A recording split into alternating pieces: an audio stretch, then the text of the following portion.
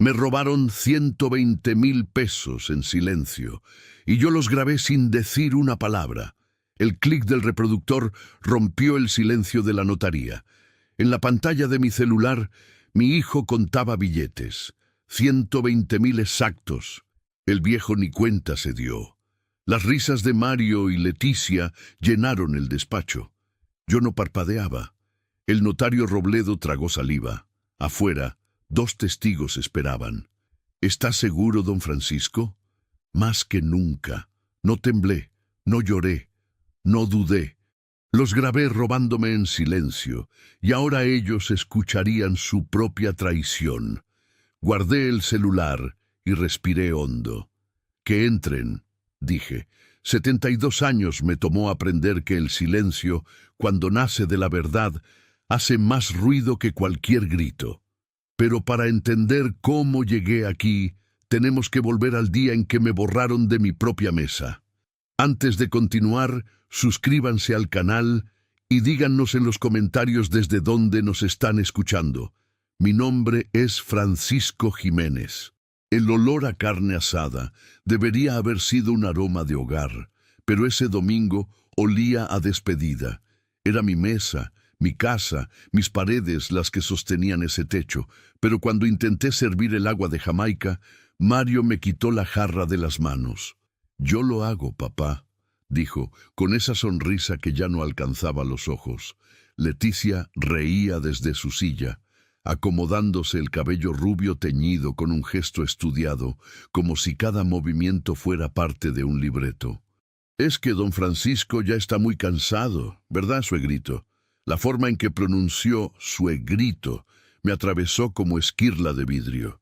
Sofía, mi nieta de 12 años, me miraba desde el otro extremo con esos ojos grandes que todo lo ven, todo lo guardan. «Abuelo, ¿quieres que te pase las tortillas?», preguntó con su voz suave. Antes de que pudiera responder, Mario golpeó la mesa.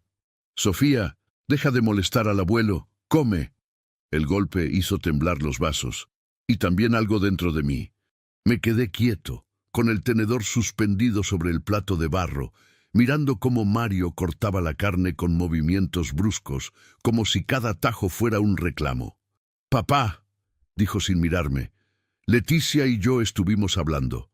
El tono no era de conversación, era de anuncio. «Creemos que ya es hora de que dejes las cuentas en manos más jóvenes». Leticia asintió, limpiándose la comisura de los labios con la servilleta. «Es por tu bien, Francisco. A tu edad, uno ya merece descansar». 72 años no me parecían tantos cuando esa mañana había reparado la cerca del patio, pero en sus bocas sonaban como sentencia de muerte. «Yo manejo bien mis cuentas», respondí, y mi voz salió más delgada de lo que hubiera querido. Mario soltó una risa seca. «Ah, sí, como cuando pagaste 2 veces la luz el mes pasado». No lo había hecho, pero discutir en ese momento habría sido inútil. Leticia se inclinó hacia adelante, con esa dulzura falsa que usaba para manipular. «Nadie dice que estés mal, suegrito, solo que nosotros podemos ayudarte». Mario ya habló con el banco. «Podemos hacer transferencias desde tu cuenta. Así tú no tienes que ir hasta el centro». El centro quedaba a 15 minutos caminando. Nunca me había molestado ir. «No necesito ayuda», dije, y esta vez la voz me salió firme. Mario aventó el tenedor contra el plato con un ruido metálico que cortó el aire. «Pues yo sí necesito que entiendas que esta familia depende de decisiones inteligentes», gritó, con las venas del cuello marcadas. Sofía se encogió en su silla. «Yo también».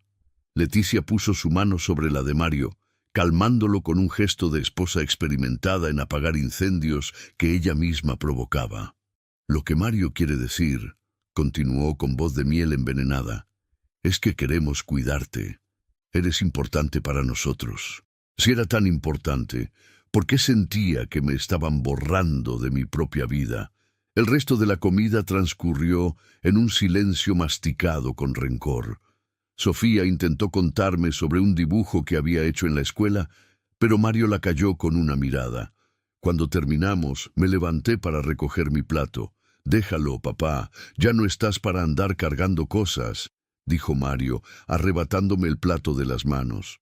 Me quedé ahí parado en medio de mi propia cocina, sintiéndome como un estorbo, como un mueble viejo que ya no combinaba con la decoración nueva. Esa noche, después de que se fueron, me senté en el sillón de la sala con las luces apagadas.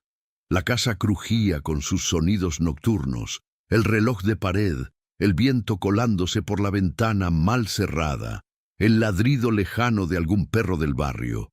Pero había otro sonido que no lograba identificar, un sonido que venía de mi escritorio. Me levanté despacio, con las rodillas protestando, y caminé hacia el mueble de madera donde guardaba mis documentos importantes. El cajón superior estaba entreabierto. Yo siempre lo cerraba con llave. Siempre. El corazón comenzó a golpearme el pecho con una fuerza que no sentía desde que enterré a mi esposa hace 5 años. Abrí el cajón completamente. La luz de la luna entraba por la ventana iluminando el desorden. Las libretas del banco donde tenía los 120,000 pesos de la venta de la ferretería ya no estaban. Busqué con las manos temblorosas entre los papeles, entre las facturas viejas, entre los recibos arrugados. Faltaban las libretas, mis contraseñas anotadas, una llave duplicada del archivero. El dinero siempre había estado en el banco, pero ahora alguien tenía acceso a toda mi información. Mi respiración se aceleró. La boca se me secó, como si hubiera tragado arena del desierto. Y entonces vi algo que me heló la sangre. Sobre el escritorio, brillando bajo la luz pálida de la luna, estaba la llave del cajón. La misma llave que yo guardaba en mi cartera. Alguien había hecho una copia. Alguien había entrado a mi cuarto, a mi espacio, a mi vida, y me había robado el acceso a todo sin hacer ruido. Me dejé caer en la silla del escritorio, con el alma cayendo más rápido que el cuerpo. Esa noche abrí el cajón del escritorio, y mis documentos bancarios ya habían desaparecido. Hay mentiras que se escuchan y mentiras que se leen en papel. Las del papel son peores, porque quedan impresas, porque no puedes decir que escuchaste mal. A las 7 de la mañana del lunes, caminé hasta el banco del centro con los estados de cuenta de los últimos 3 meses arrugados en el bolsillo de mi pantalón. El sol apenas calentaba las banquetas de San Luis Potosí, pero yo ya sudaba frío. La sucursal olía a aire acondicionado y a ambición ajena. Me formé en la fila de la ventanilla, detrás de una señora que discutía sobre un depósito, y sentí cómo cada minuto me pesaba en los huesos. Cuando llegó mi turno, le entregué los papeles al gerente, un hombre de unos 40 años con corbata azul y mirada de funcionario cansado. «Don Francisco, ¿en qué le puedo ayudar? Quiero revisar los movimientos de mi cuenta», dije, y mi voz salió más firme de lo que me sentía por dentro. El gerente tecleó en su computadora con dedos rápidos, entrecerró los ojos y luego me miró con esa expresión que usan los doctores antes de dar malas noticias. «Aquí veo varios retiros en las últimas semanas». «¿Cuántos?» «4 retiros, uno de 30,000 pesos, 2 de 20,000 y uno de 15,000, 85,000 pesos. 85,000 pesos que yo no había retirado». «Eso es imposible», dije, sintiendo cómo la sangre se me bajaba a los pies. «Yo no autoricé esos movimientos». El gerente giró la pantalla hacia mí. «Aquí está su firma, don Francisco, en cada comprobante». Miré la pantalla. Ahí estaba. Mi nombre, mi firma, mi rúbrica temblorosa que alguna vez significó honradez. Pero yo no había firmado esos papeles. «Esa no es mi firma», insistí, aunque sabía que sí lo era, o al menos una copia tan perfecta que ni yo mismo podía distinguirla. El gerente suspiró. «Don Francisco, si usted cree que hubo un fraude, tiene que hacer una denuncia formal. Necesitamos documentación, pruebas, pruebas». ¿Qué pruebas tenía más allá de documentos robados y una sospecha que me ardía en el pecho?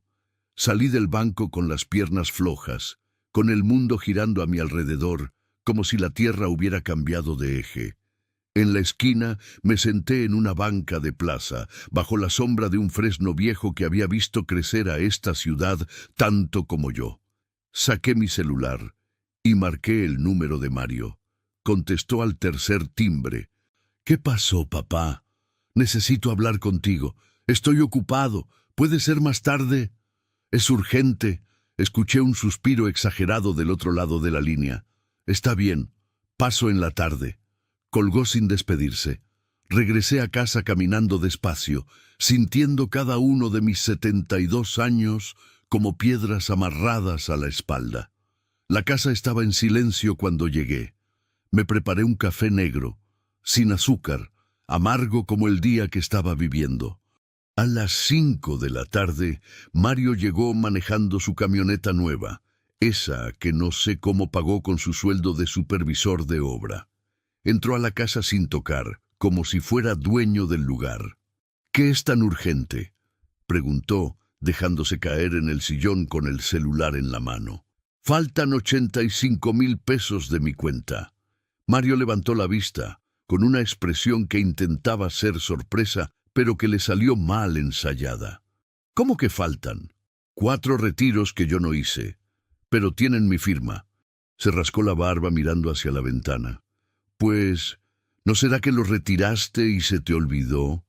Esas palabras me golpearon más fuerte que cualquier puño. «No estoy loco, Mario». «No digo que estés loco, papá. Digo que a veces, ya sabes, la edad. Otra vez la edad como excusa, como justificación, como arma para desacreditarme. Yo no retiré ese dinero», repetí, y esta vez la voz me tembló. Mario se levantó del sillón, guardó el celular en el bolsillo y me puso una mano en el hombro. «Mira, papá, déjame investigar. Yo hablo con el banco, reviso los movimientos y vemos qué pasó. ¿Está bien?» Su tono era de adulto hablándole a un niño confundido. «¿Me prometes que lo vas a revisar?» «Te lo prometo».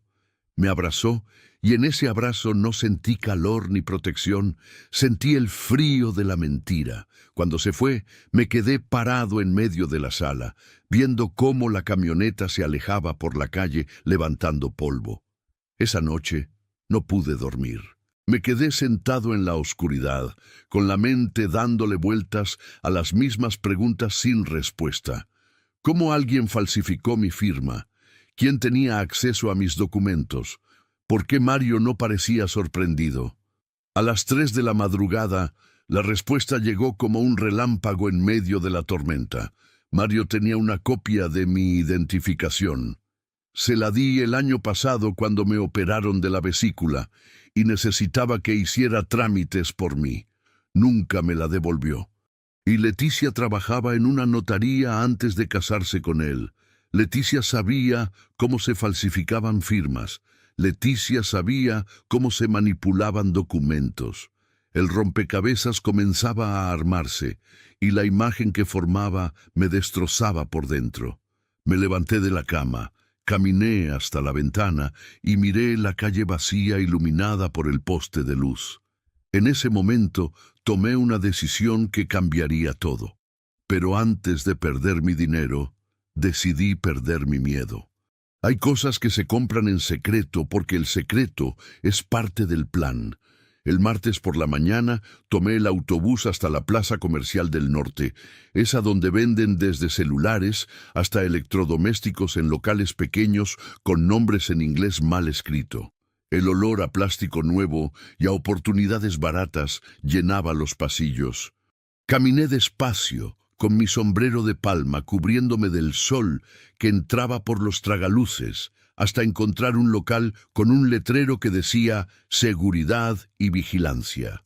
Adentro, un muchacho de unos 25 años revisaba su celular detrás del mostrador.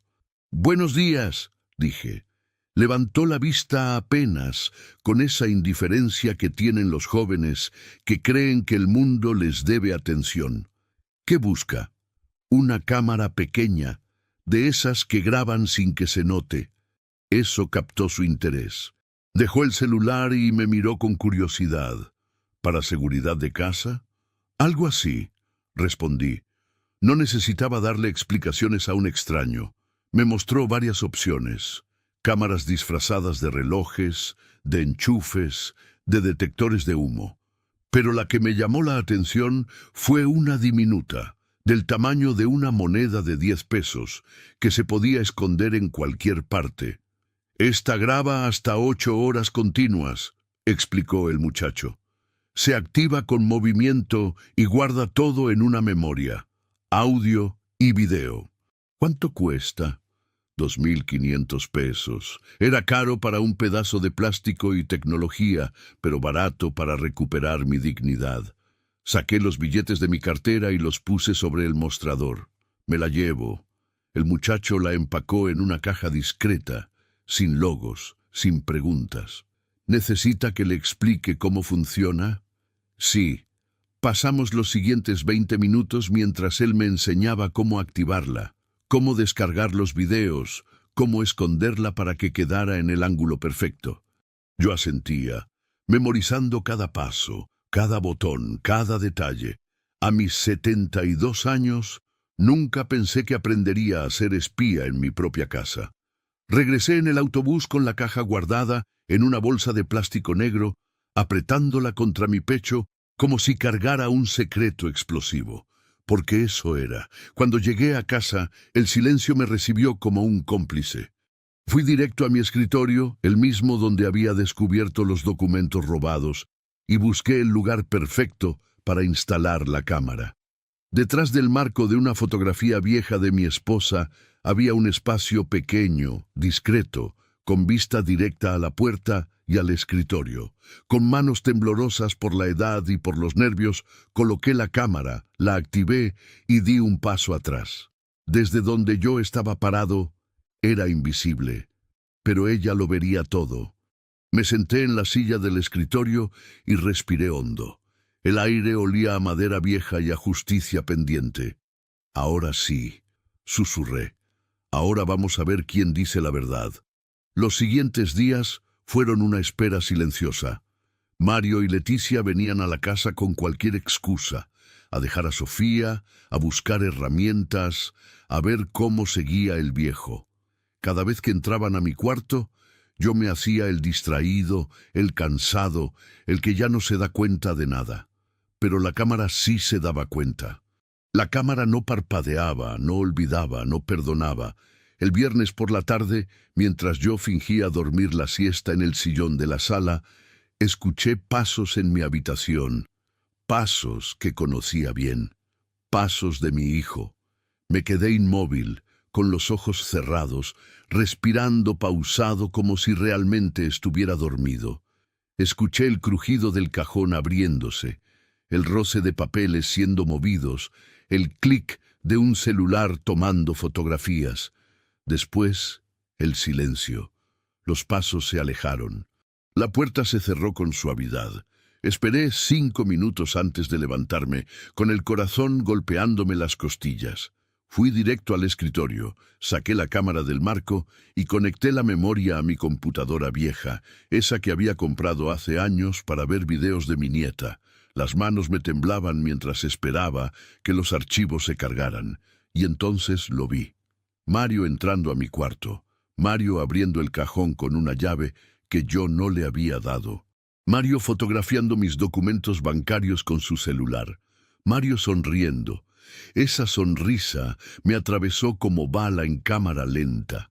No era la sonrisa de un hijo preocupado, era la sonrisa de un ladrón que se cree intocable. Guardé el video en una carpeta con fecha y hora, la primera evidencia. El sábado, Sofía llegó temprano a visitarme.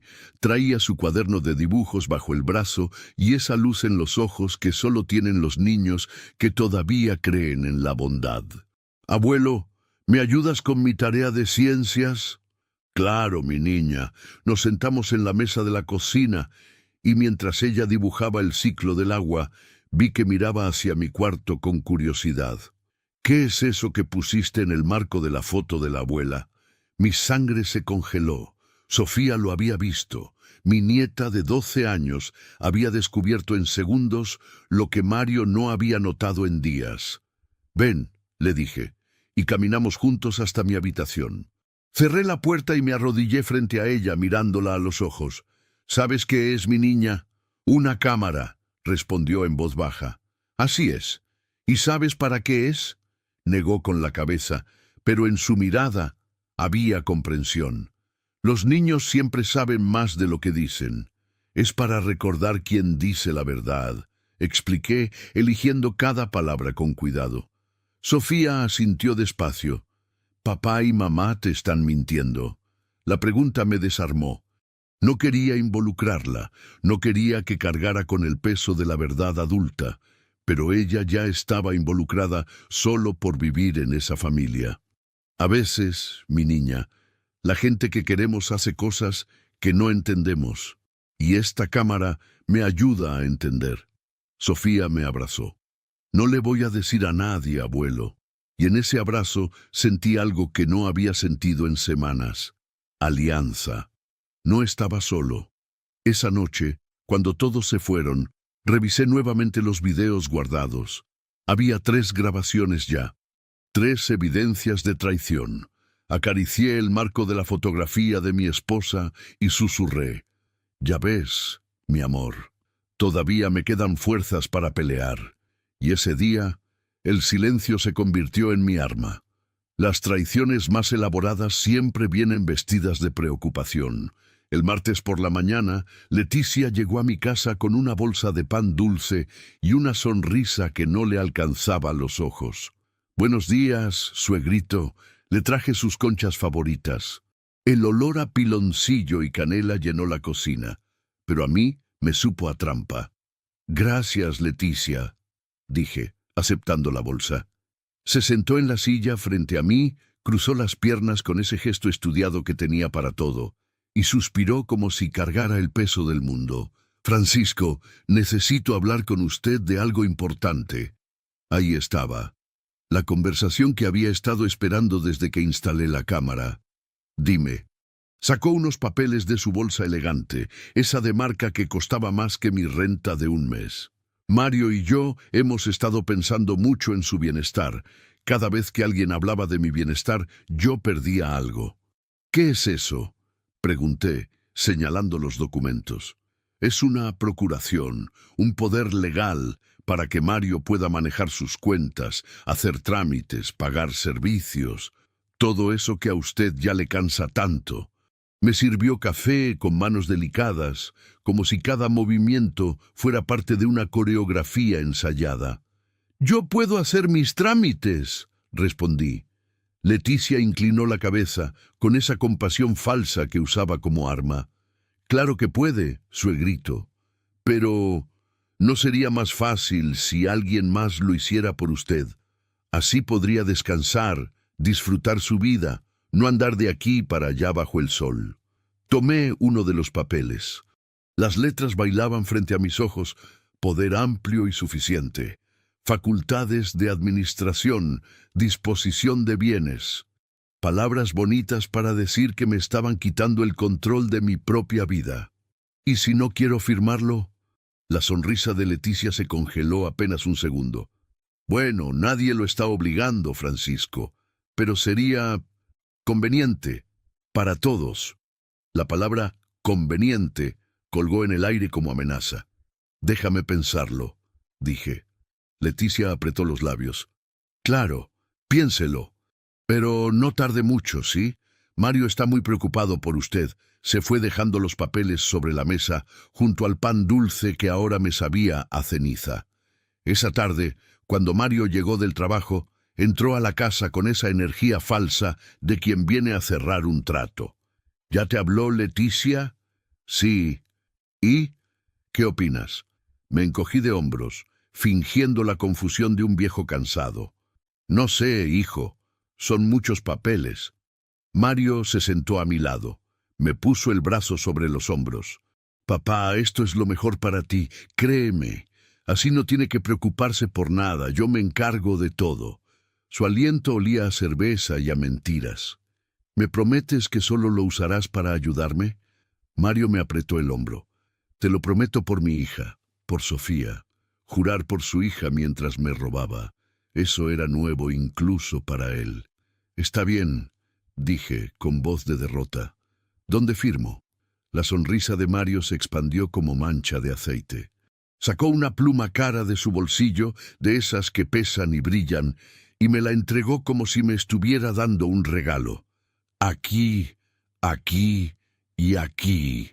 Señaló las líneas marcadas con X. Antes de firmar, saqué discretamente mi celular del bolsillo. Lo había dejado grabando audio desde que Mario entró. Toqué el escritorio como por accidente, asegurándome de que el micrófono captara todo. ¿Esto significa que tú puedes manejar todo mi dinero? Pregunté, necesitando que lo dijera en voz alta. Exacto. Yo me encargo de pagar todo, de administrar, de que no te falte nada. ¿Y la casa? La casa también, papá. Todo queda protegido. Confía en mí. Confiar en él. Las dos palabras más peligrosas que me había dicho en toda mi vida. Firmé el primer papel. El sonido de la pluma contra el documento raspó como uña en pizarrón. Firmé el segundo. El tercero. Cada firma era una piedra más en mi propia tumba.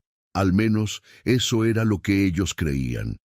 Porque yo sabía algo que Mario no sabía, que cada palabra que acababa de decir estaba grabada, que cada promesa falsa quedaba registrada, que estaba firmando su propia condena sin saberlo. Cuando terminé, Mario recogió los papeles con una velocidad que delataba su ansiedad. Gracias, papá. Esto es lo mejor para todos. Me abrazó, y en ese abrazo no sentí nada, ni amor, ni gratitud, ni siquiera lástima, solo el vacío de un hijo que había elegido el dinero sobre su padre. De nada, hijo, susurré contra su hombro. Cuando se fue, me quedé sentado en la sala con el celular todavía grabando en mi bolsillo. Lo saqué, detuve la grabación y revisé el archivo. Ahí estaba todo. Su voz diciéndome que podía manejar mi dinero. Su voz asegurándome que la casa quedaba protegida. Su voz jurando por su hija mientras me robaba la vida. Conecté el celular a la computadora y guardé el audio junto a los videos. La carpeta crecía, la evidencia se acumulaba, la venganza se cocinaba a fuego lento. Esa noche, sentado en la oscuridad de mi habitación, acaricié los papeles que había firmado. Los había leído completos antes de que Mario llegara. Sabía exactamente lo que decían. Sabía que le estaba dando poder sobre mi cuenta bancaria, pero también sabía que en México cualquier procuración obtenida mediante engaño o manipulación de un adulto mayor puede impugnarse, y yo tenía las pruebas del engaño. Miré hacia el marco donde estaba escondida la cámara. Ya casi, mi amor, le dije a la fotografía de mi esposa. Ya casi terminamos esto. Afuera los grillos cantaban en la noche tibia de San Luis Potosí. Y yo, Francisco Jiménez, de 72 años, manos curtidas por el trabajo honesto y corazón roto por la traición familiar, sonreí en la oscuridad, porque había aprendido algo que Mario nunca entendería, que el silencio no es debilidad, es estrategia. Al día siguiente, Mario fue al banco con la procuración. Yo lo sé porque él mismo me llamó para decírmelo, con esa voz de triunfo mal disimulado. Ya quedó todo arreglado, papá. Ahora yo puedo manejar tus cuentas. Qué bueno, hijo. Gracias por cuidarme. Colgué el teléfono y susurré. Firmé lo que querían, pero sellé lo que no imaginaban. Hay cuartos en las casas que se construyen para olvidar, y ese jueves me tocó vivir en uno. Mario llegó por la mañana con cajas de cartón y esa determinación que tienen los hijos cuando deciden que ya no necesitan a sus padres. Papá, vamos a hacer unos cambios en la casa. No preguntó, anunció. ¿Qué cambios? Leticia y yo necesitamos más espacio. Vamos a usar tu habitación como oficina. Tú te puedes pasar al cuarto de servicio. El cuarto de servicio, ese cuartito al fondo del patio, de 3 metros por 3, con una ventana que da al muro del vecino y un baño que huele a humedad. Ese cuarto donde mi esposa guardaba las escobas y las cubetas. Esa es mi habitación, dije, sintiendo cómo la voz se me quebraba.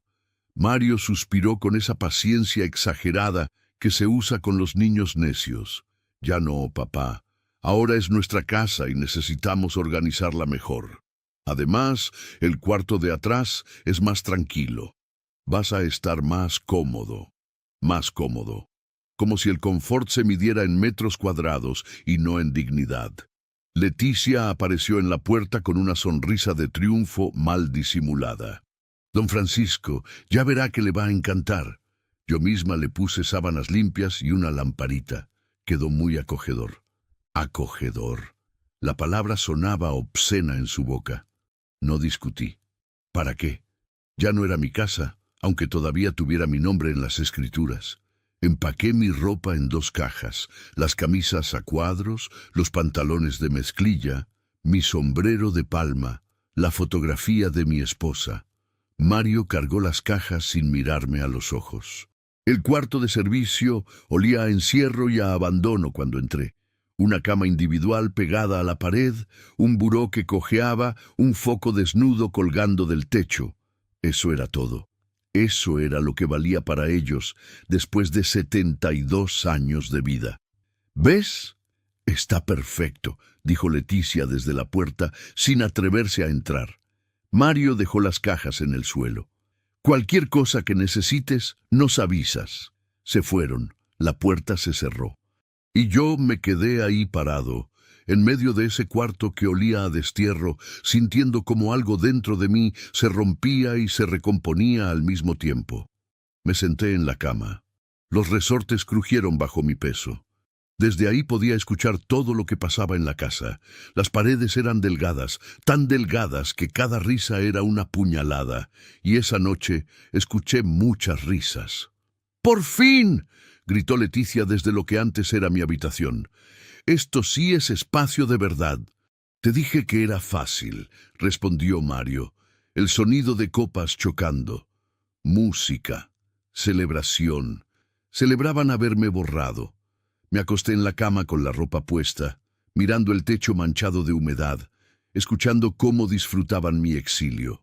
Las lágrimas vinieron sin permiso, calladas, amargas. Lloré por primera vez desde que enterré a mi esposa. Pero estas lágrimas eran diferentes. No eran de tristeza, eran de rabia cristalizada. Al día siguiente, viernes, intenté entrar a la cocina para prepararme un café. Leticia estaba ahí, maquillándose frente al espejo que colgaba junto a la estufa. «Buenos días», dije. Ella apenas me miró. «Buenos días, Francisco. ¿Necesita algo?» Necesitaba muchas cosas, pero café era lo único que podía pedir. «Solo voy a hacer café». «Ay, mejor espérese. Ahorita estoy ocupada. Cuando termine, le preparo uno y se lo llevo. Me estaba prohibiendo entrar a mi propia cocina. Puedo hacerlo yo mismo». No se preocupe. Ya le digo que yo se lo llevo».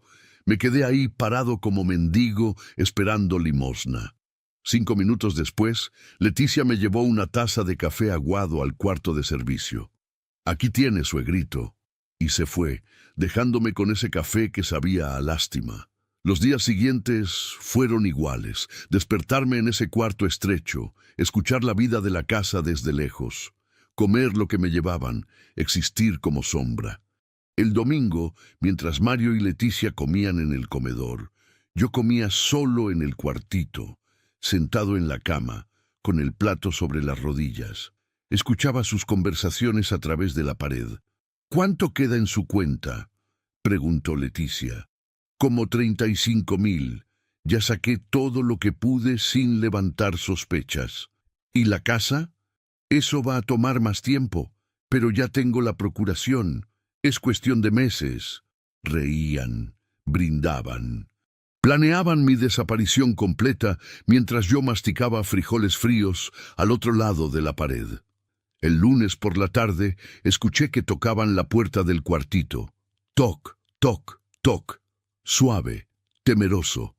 Adelante. Sofía entró con su cuaderno de dibujos apretado contra el pecho. Sus ojos estaban rojos. Hola, abuelo. Hola, mi niña. Se sentó a mi lado en la cama, tan cerca que pude oler su champú de manzana. ¿Estás bien aquí?, preguntó con esa voz que temblaba por no llorar. Estoy bien. Mentira. Ella lo sabía. Te hice un dibujo. Abrió su cuaderno y me mostró una página llena de bugambilias moradas, rosas, blancas, flores que mi esposa amaba, flores que llenaban nuestro patio cuando ella vivía.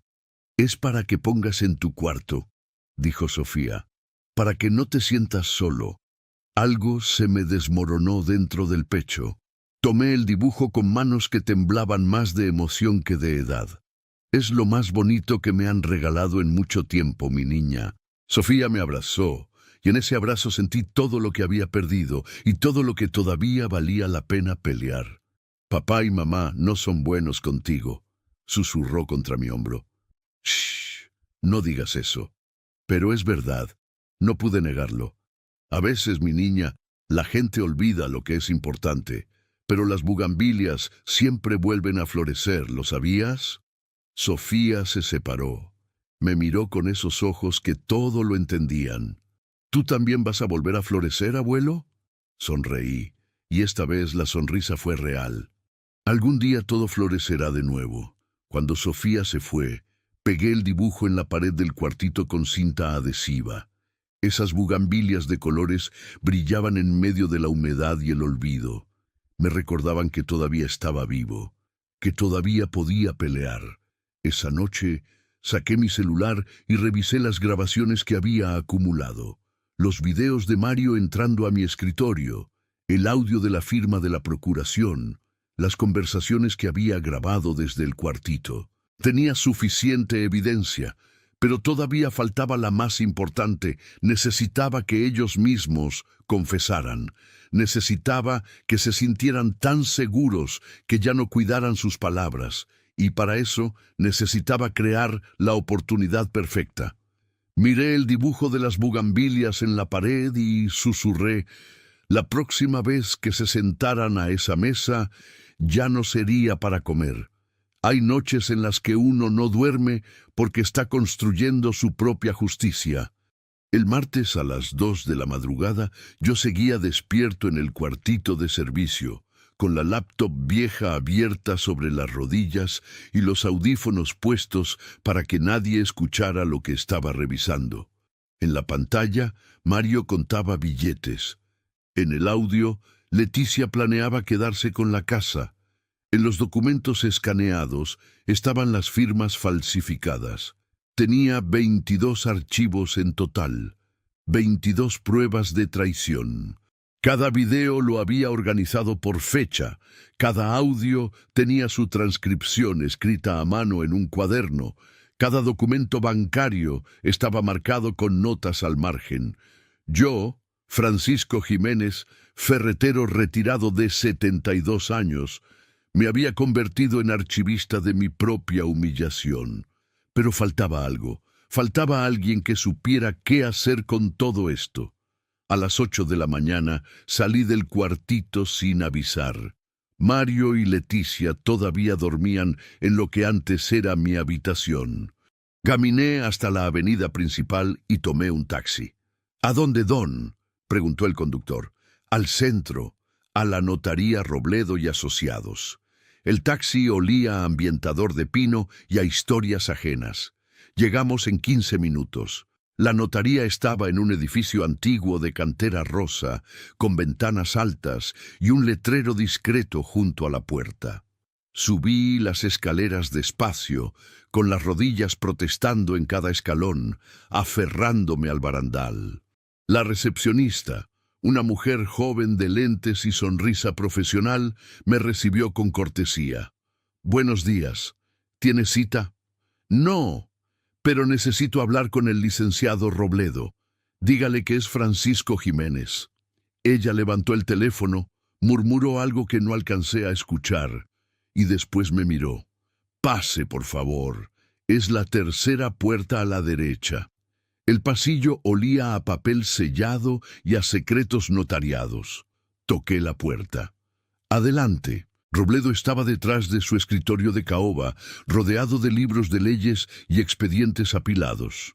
Cuando me vio, se quitó los lentes y sonrió con esa calidez que solo dan las amistades de décadas. «Francisco, ¿cuánto tiempo?» «Demasiado, Robledo». Nos dimos un abrazo breve, de esos que intercambian los hombres que crecieron cuando los abrazos no eran comunes. «Siéntate. ¿Café?» «Por favor». Me sirvió un café negro en una taza de porcelana y se sentó frente a mí. «Te ves cansado, Francisco». «Es que estoy cansado». «¿Qué pasó?» Saqué la memoria USB de mi bolsillo y la puse sobre el escritorio. «Esto es lo que pasó». Robledo la tomó, la insertó en su computadora y empezó a revisar los archivos. Yo observaba su rostro mientras veía los videos. La mandíbula apretándose, los ojos entrecerrados, el ceño fruncido. Cuando llegó al audio de la procuración, se quitó los lentes y se frotó los ojos. «Francisco, esto es grave». «Lo sé». «¿Tu hijo sabe que lo grabaste?» «No». «¿Y la nuera?» «Tampoco». Robledo se reclinó en su silla, mirando el techo como si buscara respuestas en las vigas de madera. «Aquí hay suficiente para proceder legalmente. Fraude, abuso de confianza, manipulación. Podemos protocolar un acta de hechos con estas grabaciones y revocar la procuración. También puedes presentar denuncia». La palabra denuncia me golpeó el pecho. «Denuncia. Mi hijo.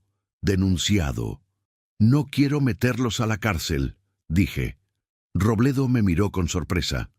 «Entonces, ¿qué quieres? Quiero que escuchen lo que hicieron. Quiero que se enfrenten a su propia traición.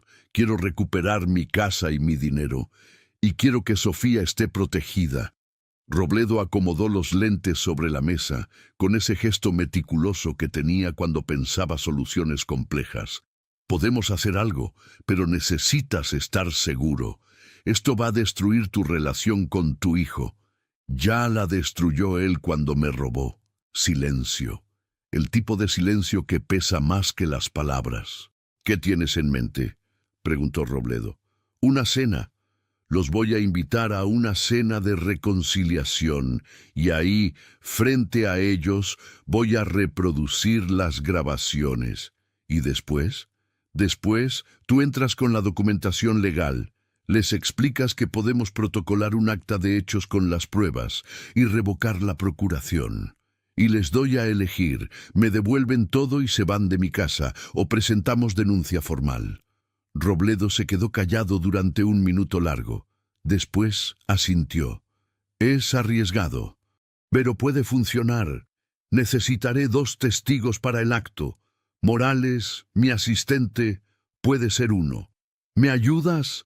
Extendió la mano sobre el escritorio. «Para eso están los amigos». Estrechamos manos y en ese apretón sentí algo que no había sentido en semanas. Esperanza. Pasamos las siguientes 2 horas revisando documentos legales, preparando la revocación de la procuración, organizando las pruebas para que fueran irrefutables. Robledo era meticuloso, revisaba cada detalle como si estuviera desarmando una bomba. «El jueves en la noche», dije, «los invitaré a cenar el jueves. Ahí estaré, con Morales y otro testigo. Llegaremos a las 9. ¿Y si intentan huir?». «No van a huir. Van a estar tan sorprendidos que no van a saber qué hacer». Cuando salí de la notaría, el sol de mediodía me golpeó la cara. Pero por primera vez en semanas, ese calor no me pesaba. Caminé hasta una tienda de electrónica y compré un pequeño altavoz Bluetooth. En el taxi de regreso lo probé. Funcionaba perfectamente. Ese aparatito iba a ser mi voz cuando yo ya no pudiera hablar por la rabia. Llegué a casa a las 3 de la tarde. Mario estaba en la sala, viendo el fútbol en la televisión que antes era mía. «¿Dónde andaba, papá?» «Dando una vuelta». «¿A dónde?» «Por ahí. A caminar». No le debía explicaciones. Esa noche, desde mi cuartito, escuché a Mario y Leticia discutir sobre dinero. Ya casi no queda nada en su cuenta, decía Leticia. Lo sé, por eso necesitamos apurarlo de la casa. ¿Cuándo piensas hacerlo? Pronto, muy pronto. Sonreí en la oscuridad. No iban a tener tiempo. El miércoles por la mañana, preparé mi mejor voz de viejo derrotado y toqué la puerta de lo que antes era mi habitación. Mario abrió, con cara de pocos amigos. ¿Qué pasa? Hijo, quiero pedirte perdón. Eso lo descolocó. ¿Perdón? ¿Por qué? Por haber sido terco, por no confiar en ti. Tienes razón, ya estoy viejo y necesito que alguien me cuide. La desconfianza bailó en sus ojos durante un segundo. Después, la arrogancia regresó. Me da gusto que lo entiendas, papá. Por eso quiero invitarlos a cenar, a ti, a Leticia y a Sofía, el jueves en la noche. Quiero que celebremos que ahora somos una familia unida. Mario sonrió. Esa sonrisa de triunfo que cree que ya ganó la guerra. Claro, papá, ahí estaremos. Cuando cerró la puerta, yo caminé de regreso al cuartito con el corazón latiéndome fuerte. Todo estaba preparado. La trampa estaba lista. Solo faltaba que ellos cayeran. Esa noche saqué el dibujo de las bugambilias que Sofía me había regalado y lo guardé en mi cartera. Iba a necesitar recordar por qué estaba haciendo esto. Los invité a cenar y fue la última vez que lo hicieron como dueños. Los últimos platos que uno sirve en su propia mesa a veces son los más amargos. El jueves por la noche preparé carne en su jugo como mi esposa me enseñó hace 40 años, con cilantro fresco, cebolla picada, frijoles de la olla y tortillas recién hechas. El olor llenaba la casa, ese aroma de hogar que ellos ya no merecían. Puse la mesa con los platos buenos, esos de Talavera que solo sacábamos en Navidad. 3 lugares para los adultos, uno pequeño para Sofía. En el centro, una jarra de agua de horchata. Y debajo de mi silla, escondido, el altavoz Bluetooth conectado a mi celular. A las 8 en punto, llegaron. Mario traía una botella de tequila barato, de esas que se compran en el súper. «Para celebrar, papá», dijo, dejándola sobre la mesa con un golpe seco. Leticia entró perfumada, con un vestido que costaba más que mi renta mensual del cuartito que ahora habitaba. «Huele delicioso, suegrito. ¿Usted cocinó todo esto?» «Sí, quería que fuera especial». Sofía me abrazó en silencio, y en ese abrazo sentí su preocupación. Ella sabía que algo iba a pasar. Los niños siempre saben. Nos sentamos a la mesa. Mario se sirvió tequila sin ofrecerme, como si yo ya no existiera lo suficiente para merecer un trago. «Bueno, papá», dijo levantando su vaso, «por la familia». Leticia levantó el suyo. «Por la familia unida». Sofía miraba su plato sin tocar la comida. Yo levanté mi vaso de agua. «Por la verdad», dije. Mario me miró extraño, pero brindó de todas formas. El sonido del vidrio chocando fue como campana anunciando un funeral. Comimos en silencio durante los primeros minutos. Solo se escuchaban los cubiertos contra la loza, el roce de las tortillas siendo dobladas, el tragar nervioso de Sofía. «Está muy buena la carne, papá», dijo Mario con la boca llena. «Gracias». Leticia se limpió los labios con la servilleta. «Deberíamos hacer esto más seguido. Cenas familiares, ¿verdad, mi amor?» Mario asintió. «Claro, ahora que papá entendió que estamos aquí para cuidarlo, todo va a ser mejor». Ahí estaba, la mentira servida en mi propia mesa. Dejé el tenedor sobre el plato con un ruido deliberado. «Antes de seguir comiendo, quiero mostrarles algo». Mario levantó la vista. «¿Qué cosa?» Saqué mi celular del bolsillo. «Algo que encontré. Algo interesante». Leticia se tensó.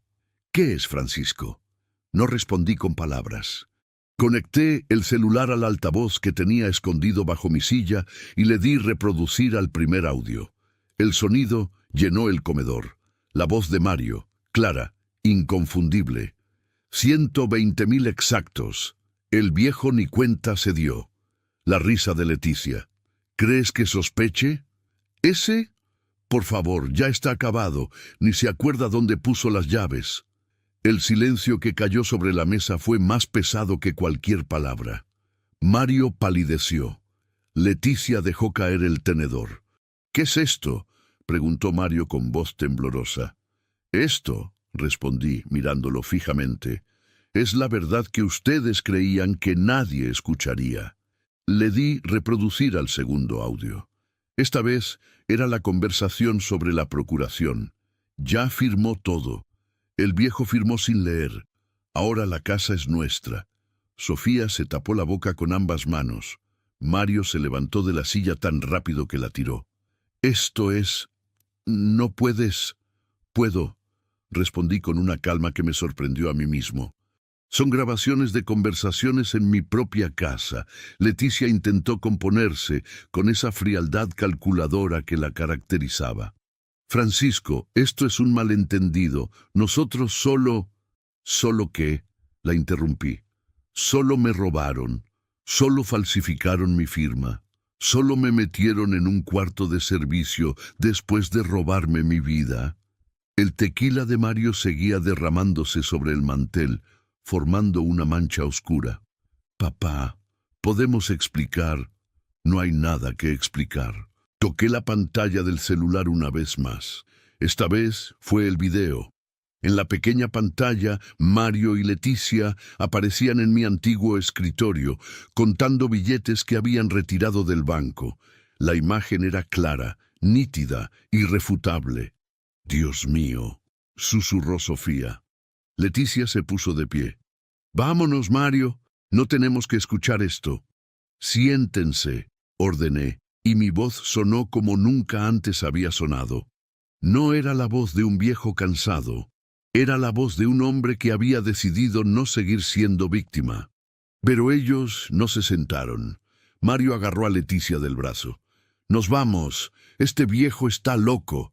En ese momento 3 golpes secos sonaron en la puerta. Toc, toc, toc. El silencio que siguió fue sepulcral. Me levanté despacio, caminé hasta la puerta y la abrí. Ahí estaba Robledo, con su traje gris y sus lentes finos. Junto a él, Morales, su asistente, con una carpeta bajo el brazo. Y otro testigo, un hombre mayor que reconocí como fedatario de la notaría. «Buenas noches, Francisco», dijo Robledo. «Buenas noches, licenciado». Justo a tiempo, los ojos de Mario se abrieron como platos. Los de Leticia perdieron todo el color. Robledo entró al comedor con pasos medidos, profesionales. «Buenas noches», saludó a Mario y Leticia con una cortesía helada. «Soy el licenciado Robledo, notario público. Estos 2 caballeros son testigos de lo que está a punto de ocurrir». «¿Qué está pasando?», preguntó Leticia con voz aguda. Robledo abrió la carpeta y sacó varios documentos. «Lo que está pasando es que el señor Francisco Jiménez me ha mostrado evidencia de fraude, abuso de confianza y manipulación en la obtención de una procuración. Evidencia que incluye grabaciones de audio y video». Mario intentó hablar. «Eso no es... ¿válido?», completó Robledo.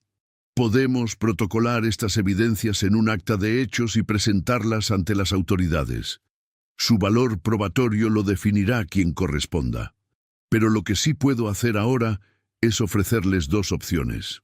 Morales puso los documentos sobre la mesa encima de los platos de comida fría. «Primera opción», continuó Robledo. «Firman un convenio de restitución y desocupación, devuelven el dinero sustraído, renuncian a cualquier derecho sobre esta propiedad y mañana protocolizamos el acta de hechos junto con la revocación del poder que presentaremos al banco, sin denuncia penal». Hizo una pausa deliberada. «Segunda opción.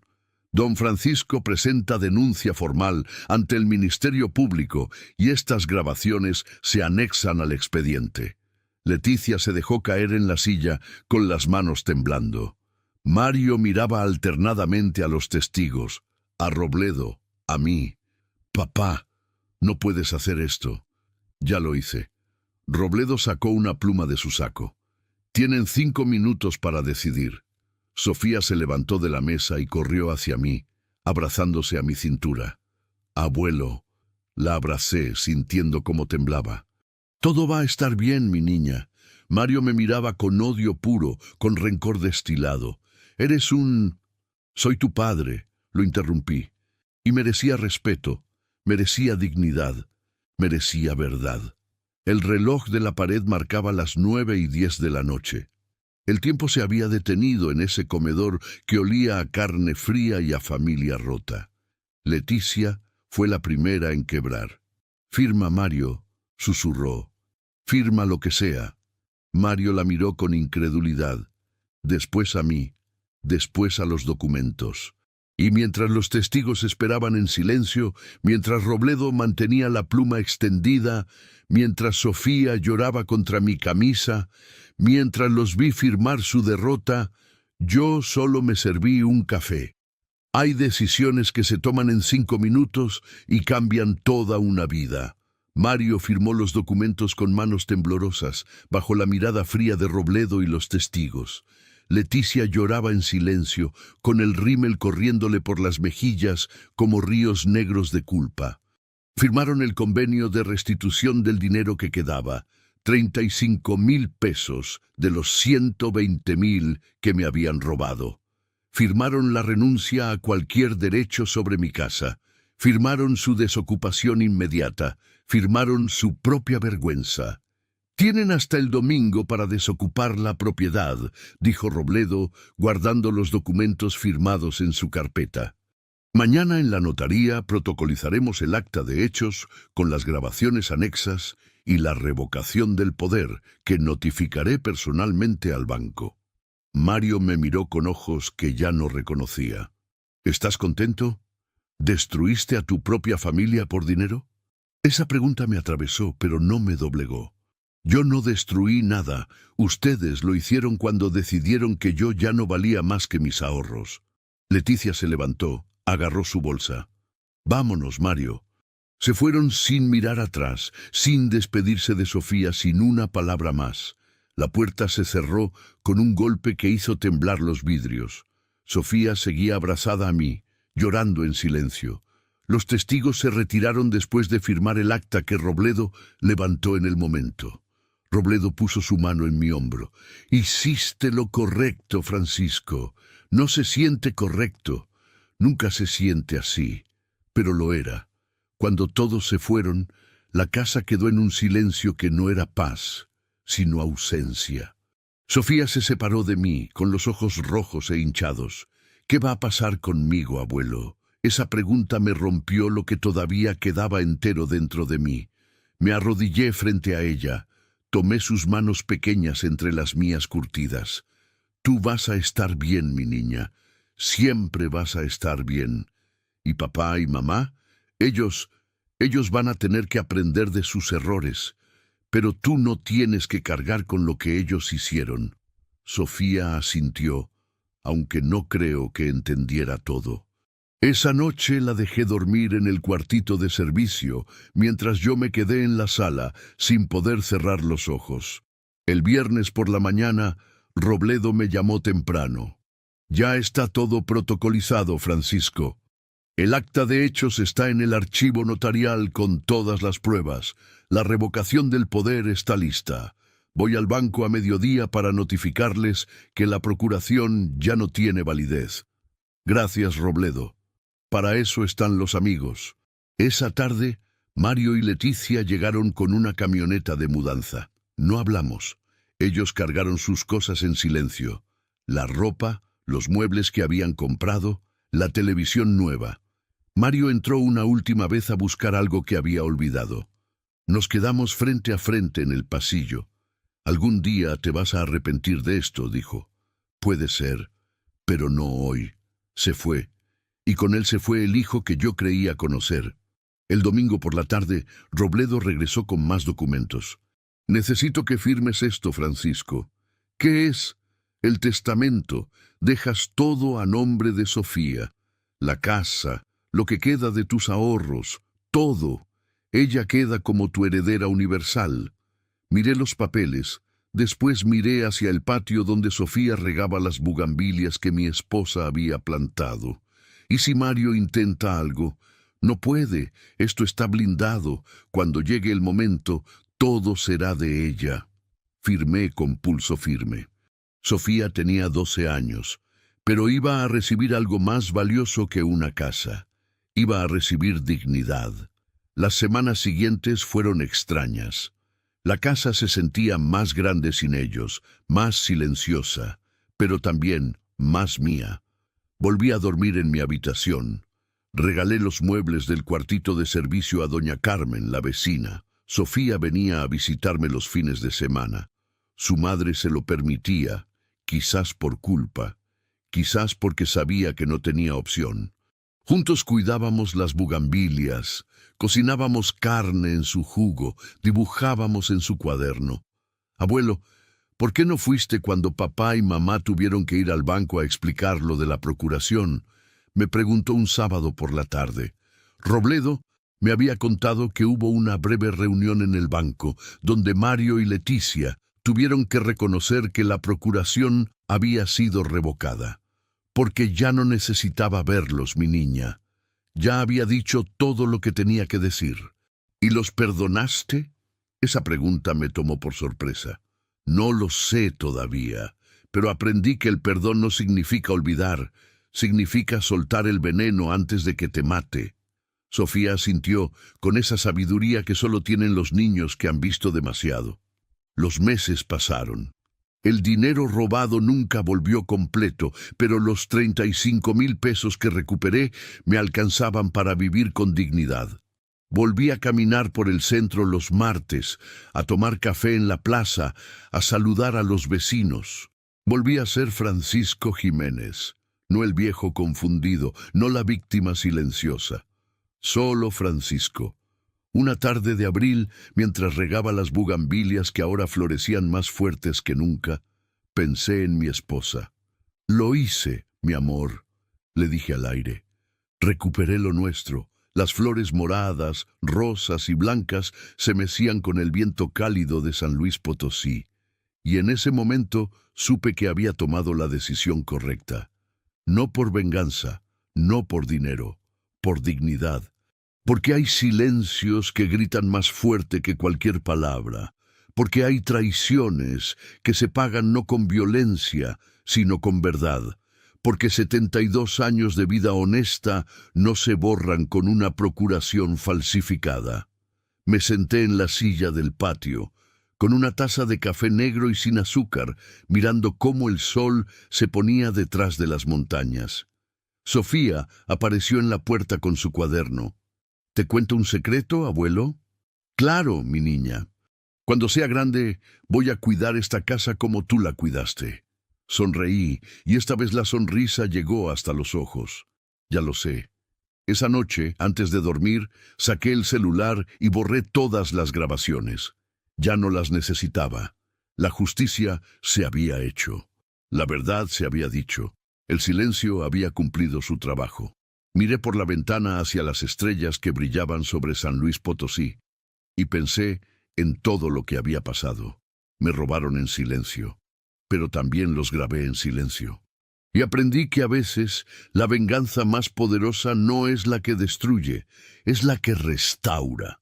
Cerré los ojos, respiré hondo el aroma de las bugambilias que entraba por la ventana y susurré, porque el silencio, cuando nace de la verdad, hace más ruido que cualquier grito.